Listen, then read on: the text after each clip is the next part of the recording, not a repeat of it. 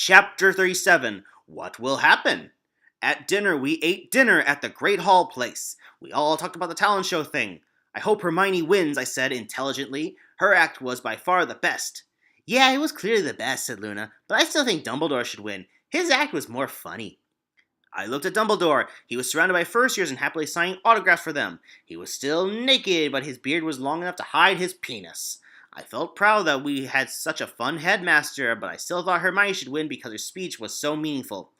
Whoever wins, it shouldn't be that disgusting slut Pansy, said Draco affirmatively. Yeah, but she'll probably win anyway, I said bitterly. Stupid people love lowbrow acts like that. All the sexist boys will certainly vote for her, and maybe some of the slutty girls, too. With that, I turned to look at that skink sluts Pavati and Lavender, who were wearing ugly green slutty clothes. OMG, said Pavati in a slutty voice. Are you going to, vote for that pansy raper? Duh, said Lavender back. She looked at him, totally thin. Her clothes were, so sexy. Well, she was, still wearing them, Pavati giggled stupidly. I felt so mad at girls who were sluts for not caring about how sexist anything was. They probably wouldn't have even cared if they got raped. At night in bed, I wore my pink and orange striped chevrot footy pajamas with a butt flap, but decided it really didn't matter who won. Me and Draco would still get the money to get married anyway. I just really wanted the act that was deep and meaningful and said something to win, not the stupid sexist act that stood against everything that good act meant. Chapter 38. Hermione versus Pansy. The next day I woke up and put on clothes. I started with my lilac leather bra, my pink tweed boy shorts, and olive green leg warmers. Then I put on an orange shirt with blue polka dots, a brown cargo skirt, and knee-high purple boots. I put on blood red makeup and dyed my hair forest green. Finally, I put on a mustard yellow fedora. I went to the talent show stadium thing knowing how sexy I looked as both boys and girls stared at me. The boys liked me and the girls were jealous, except for the gay ones. In that case, the gay boys were jealous and the gay girls liked me. I sat down with Draco and Luna and the sexist idiot Ron Raper. Ron Raper was still wearing a suit from the old days and ruining his health with a cigarette. I hoped he would get lung cancer and die because he was sexist. Right now, we'll find out who the top 3 are, said Dumbledore. He was wearing a bathrobe with wizard stars on it. I was sure he was naked underneath. But first, a music performance from the Weird Sisters. The Weird Sisters came out on stage and did music stuff. Ron Raper buzzed them even though they weren't part of the competition. The rest of us all clapped along happily. After they finished, Dumbledore talked. All right, the top 3 are, he said slowly, me, Pansy Raper, and Hermione Granger. No, I screamed as Pansy and Hermione walked on stage. It was so unfair that ugly slut Pansy could make it to the top 3 just because the sexist boys liked her so much. We'll find out who wins, but first, it's Selena Warbeck, said Dumbledore while he was still wearing his bathrobe. The audience cheered as Celestina walked on stage. Ron Raper buzzed her because he was sexist and she was a woman. After she was done, Dumbledore talked again. I'm sorry to say the lowest 3 of the top turned out to be me, he said. Now it's between Pansy and Hermione. I looked at the 2 girls wondering which one people had voted for. Were the people of Hogwarts and Hogsmeade going to stand up for what was right, or were they going to be sexist and stupid like Ron Raper? I looked at that sexist idiot Ron Raper and saw him holding his unhealthy cigarette smugly. Obviously, he thought Pansy was going to win. And the winner is, said Dumbledore. Chapter 39. And the winner is going to be revealed after a performance by My Chemical Romance, he finished.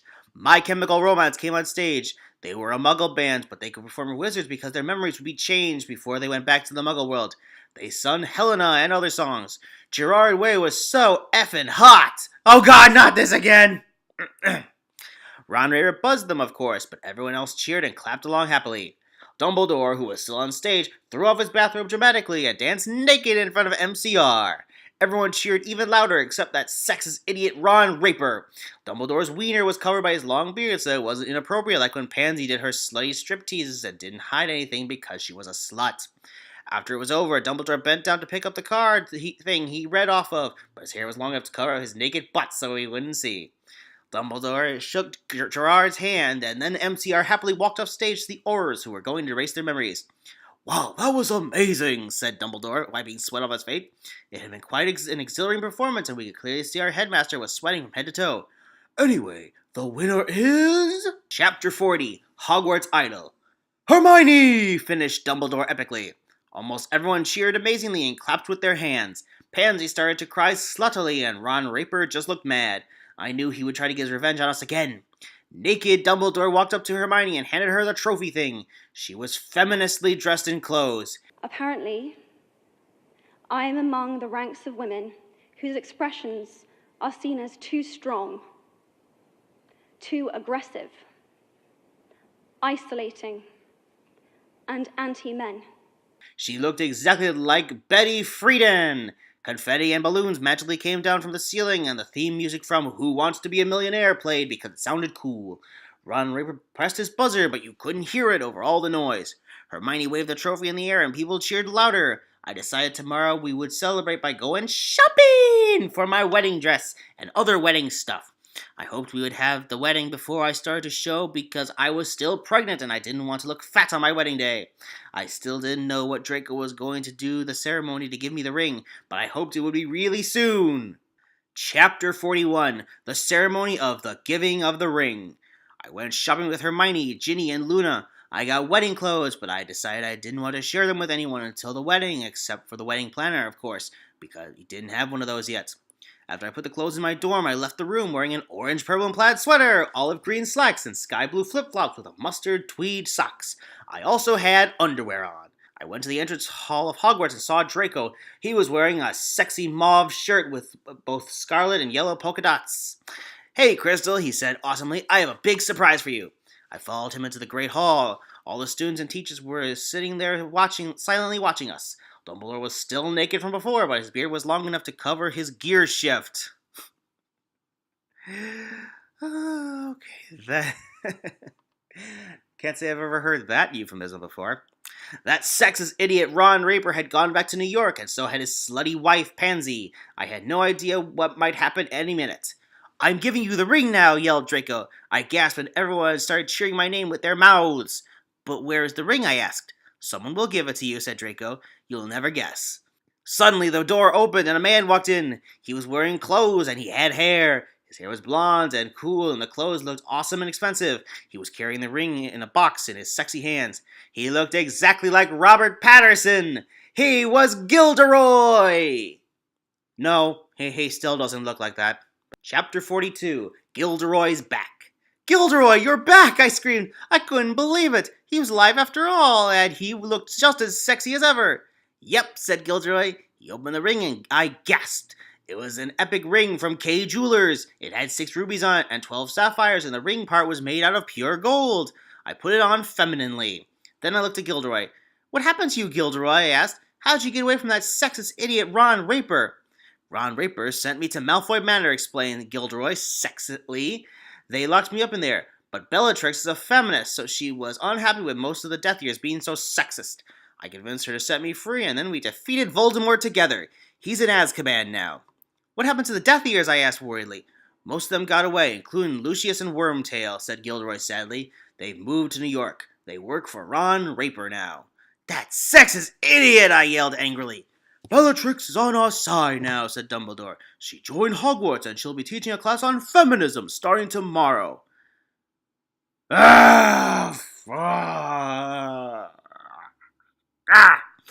"Also, this means I have control of my family's money again," said Draco in a handsome voice. "I used it to buy the ring, and I donated the money from the talent show to the WASP Foundation, or Women Against Stupid Sexism. They'll use it to tell everyone the truth about Ron Raper's sexist ad agency, Sexist Cooper Advertising." "Oh, Draco, you're an angel!" I yelled, running into Draco's manly arms and kissed him amazingly in front of everyone. The whole room cheered epically. My life was perfect now. Mine sure as hell isn't. Chapter 43, We Get a Wedding Planner. We went to Defense Against the Dark Arts, which had been renamed Flirting 101. "Today, we'll learn about showing some leg without being slutty about it," said Sirius, our teacher. "Girls will do it, and the boys will rate how hot it was and how slutty it was. Whoever is the hottest without being the least slutty gets top marks." We all did it. Those sluts Pansy and Lavender were too slutty and failed. I showed Draco some leg, although he had already seen all of me, and wasn't a slut, so I got top grade and stuff.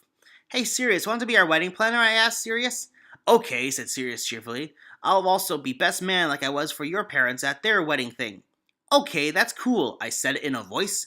We all walked out of the room to another class with a different teacher and everything. Chapter 44, Bad News. And how many times do I have to explain I don't in any way share the sexist views of that sexist idiot Ron Raper? Oh, and if you read the first chapter, you'll notice I do explain how Harry became a girl. You could have also figured out the stories about him becoming female by reading the title. The next day I woke up from a bad dream about zombies and pineapples. I put on my olive green lingerie with red polka dots. Then I put on purple pantyhose, yellow socks, and a pink and orange tweed jersey with the number 0 on it.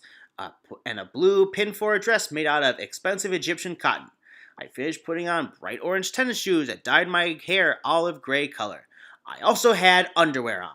Boys stared lustfully at me as I entered the Great Hall because I looked out so sexy.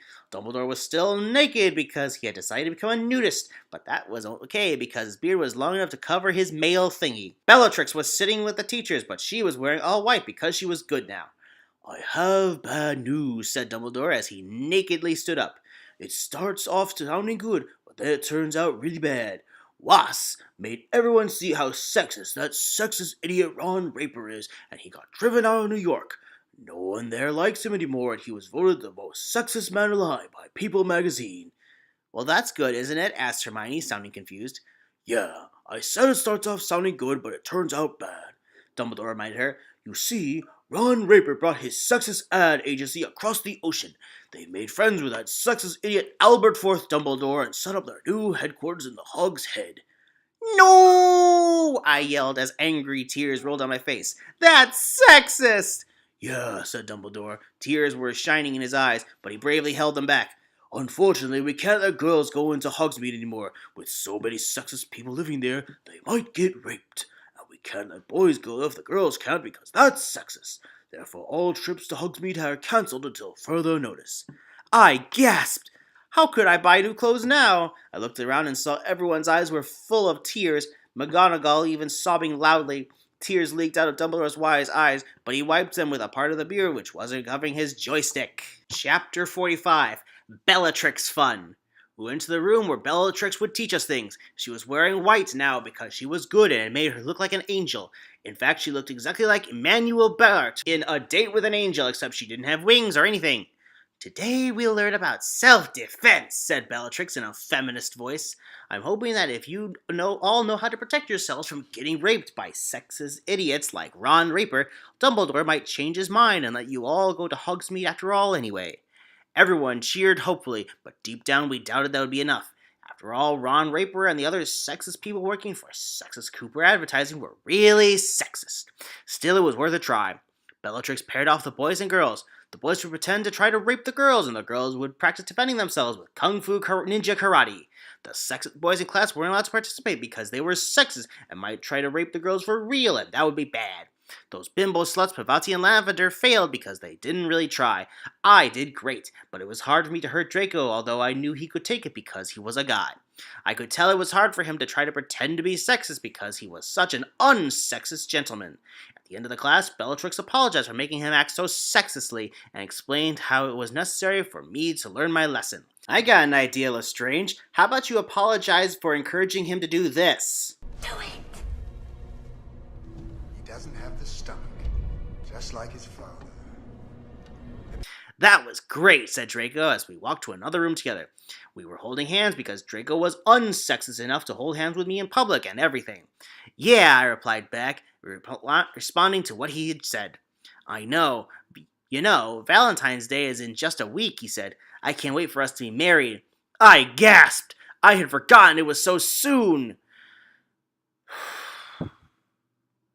This is emotionally draining. You know, the recent release of The Cursed Child left me with mixed feelings. But even then, it was far better written than any of this shit. Especially when it comes to next week's installment, where we'll have to deal with a first year acting like they're about 5 years younger than they actually are.